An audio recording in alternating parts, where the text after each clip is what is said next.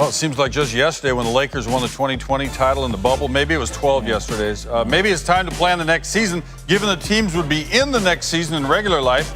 But this is the COVID era. Infection rates are going up, and the NBA is trying to figure out a way to go on with the game. What do you want for Christmas? How about basketball? Maybe. Woj is on board to help sort this out. The NBA did a remarkable job in the bubble, keeping everybody safe. We see the national numbers going up and up right now. A lot of people would think it's time to have an extended bubble. Is there any chance at that? Well, Kenny, right now the goal for the NBA is to start a season outside of the bubble. Their hope had been that they could have fans in arenas at some point this season, and they were even willing to really delay the start of the season originally, hoping that they could get to a point where they would be able to at least have partially filled arenas. But right now, as the numbers climb in the country, as the league sees that 20 of the 30 jurisdictions of their teams, they can't have public gatherings larger than 500 people. They're moving towards starting the season sooner and getting back on a regular calendar, and it allows them to have their Christmas Day games by starting around December 22nd, 23rd, and then having the opportunity as the year goes on to see if there's an opportunity to get fans in arenas. That revenue stream is obviously important to the league, but the league is preparing to live outside of a bubble and deal with what will come, which is positive tests. They're also going to do road trips differently. You're going to see different travel in the NBA, more baseball-type series where a team will park in a market and play a few games in a row against the Clippers and Lakers in LA or the Knicks and Nets in New York, so they can try to curtail some of the travel and the problems with the virus that are going to come when you're outside of a bubble. What has to take place for this all to work out as well as the NBA wants it to? Well, this still has to be finalized with the Players Association, and those talks have been ongoing with the league and the PA. And, this is for the Players Association, a short off season starting before Christmas and training camps that would start presumably late November, early December, right around the time free agency is happening. But I think the message from the NBA to the Players Association has been financially, this is the best way for us to maximize revenue by starting sooner. And so there are other negotiations going on with the PA, salary cap, and the financial implications of not having the revenue of gate receipts. That's 40% of the league's revenue comes from game night, and that's going to be lost in empty buildings. And so more work to be done with the PA. They've made progress, and they're hopeful that they can have a deal in place in the next 7 to 10 days. And the NBA draft now, it looms within a month on November 18th. Woj, thanks for getting us up to date. More to come. See you next time. Perk, I want to ask you, is playing on Christmas Day, is that juice of it? Is it worth coming back this quickly for a very, very short off season?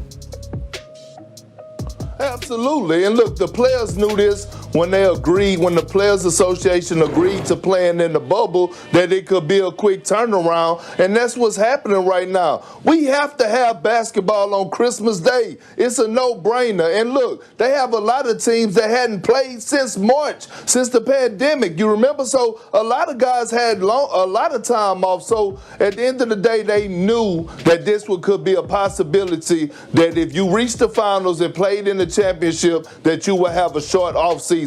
So I'm all in for Christmas Day games. Let's make it happen. Yeah, the funny thing is, Richard, they were talking a big talk about wanting fans in the seats and all that, and I think they've just come to the realization with the science that's happening right now, that's not realistic. And so if we're going to start a season without having people in the buildings, then we might as well get it started sooner rather than later. There's no purpose in waiting to start with the same circumstances that we could start with on Christmas. And the other part of it is, I feel like the NBA is always afraid that the NFL is coming to steal Christmas from them. We have Christmas, they have Thanksgiving, and college football has New Year's Eve and New Year's Day. And we don't want to give up that prime real estate. If you leave the door open, someone is going to move in and start squatting on it. So I see the sense of urgency there from the league. Yeah, with so much talk about ratings and then there's revenue, that's just such a huge day for the NBA. I just can't see. It's an American tradition at this point in time. But Perk, I wanted to ask you, ESPN is reporting that the league is open to starting the season without fans in the stands. How big of a deal is that for the players?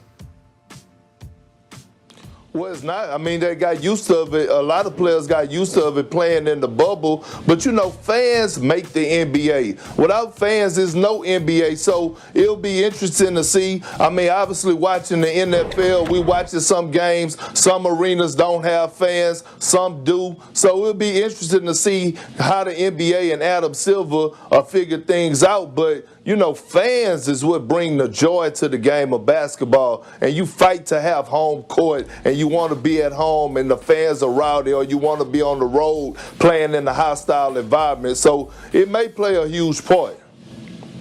Yeah, you know, Richard, they estimate the income from people coming to games, tickets and parking and concessions and all that to be somewhere in the neighborhood of 35-40% of league income. So it's a big deal to say we're going to start and we're going to play without these people in the building. Having said that, there's a lot of income that comes from TV, whether it's local TV deals to the individual teams or the national TV deals that get paid out to everybody, to the league, and distributed to all the teams. So, again, the idea of playing the games and having good ratings might outweigh the need to wait until you can have people in the stands. As far as the quality of play itself, I think Perk hit it on the head.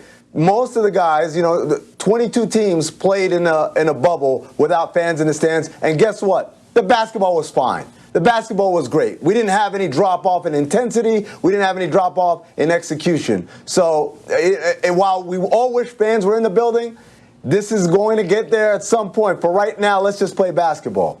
Yeah, no, I agree with you guys. I'm not saying the Lakers wouldn't have won the championship. I'm just saying I would have been very interested to see how the brackets would have played out if there was home court advantage and those things that players were playing on. But we're going to have to wait and see.